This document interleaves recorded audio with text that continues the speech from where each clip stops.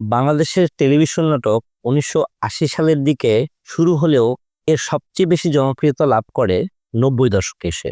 কারণ বিটিভির তখন নিজস্ব নাটকের পাশাপাশি প্যাকেজ নাটকের ক্রেজ শুরু হয়েছিল, যা ছিল দর্শকদের মধ্যে একটা ভিন্ন রকমের মাত্রা এবং যা আমাদেরকে অতি আনন্দ দিত।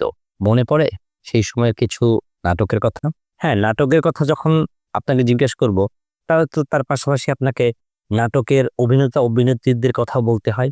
আজকে আমি শুধুমাত্র তখনকার সবচেয়ে জনপ্রিয় ১০ জন অভিনেত্রীকে নিয়ে দুই একটা লাইন বলছি। একটু আগেই বলেছিলাম যে ৯০ দশকে প্যাকেজ নাটক বাংলাদেশ টেলিভিশনে শুরু হয় এবং এটার কল্যাণেই বেশ কিছু নাটক যেমন খুব জনপ্রিয়তা লাভ করে, পাশাপাশি জনপ্রিয়তা লাভ করে বেশ কিছু অভিনেত্রীও। আসুন আমরা এক নজরে দেখে নেই তখনকার সময়কার সবচেয়ে জনপ্রিয় ১০ জন অভিনেত্রীর নামের তালিকা। তালিকায় ১ নম্বরে রয়েছে শমী কায়সার, যিনি আজ রাজনীতির কারণে বিতর্কিত, কিন্তু তখন শমী কায়সার ছিল বেশ জনপ্রিয় আমাদের কাছে। ২ নম্বরে ছিল প্রখ্যাত অভিনেতা আবুল হায়াতের মেয়ে বিপাশা হায়াত। তার অভিনীত অনেকগুলো নাটক আমাদের হৃদয় কেড়ে নিত।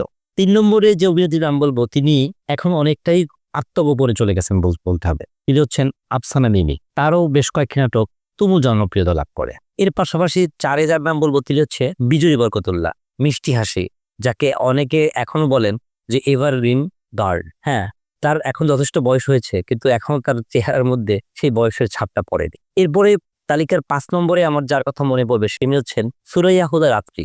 রাত্রিকে আপনারা কি চেনেন? অনেকেই রাত্রিকে বিজয়ী বরকতুল্লাহর বোন বলতো, আবার কেউ বলতো অভিনেতা আজিজুল হাকিমের শালিকা, কিন্তু কোনটাই সত্য না। তিনি একজন অভিনেত্রী এবং তাদের কারোই আত্মীয় না। তালিকায় ৬ নম্বরে যার নাম বলবো, তিনি হচ্ছেন নুসরাত ইয়াসমিন তিশা।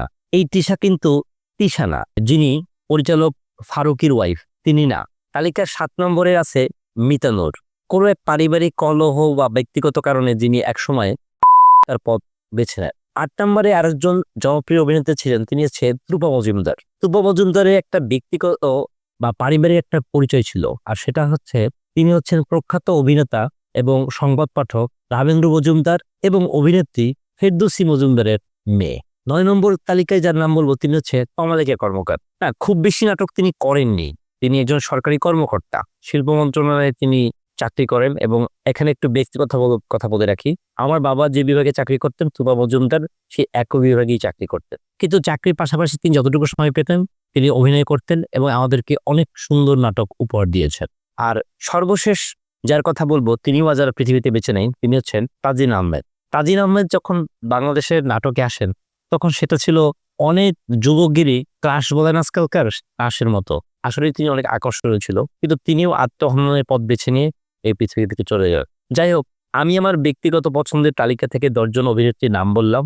আপনার যদি এর বাইরেও কোনো অভিনেত্রীর নাম থাকে যার নাটক আপনার হৃদয়কে স্পর্শ করেছে, কমেন্ট করে জানাতে পারেন। ধন্যবাদ ভাই।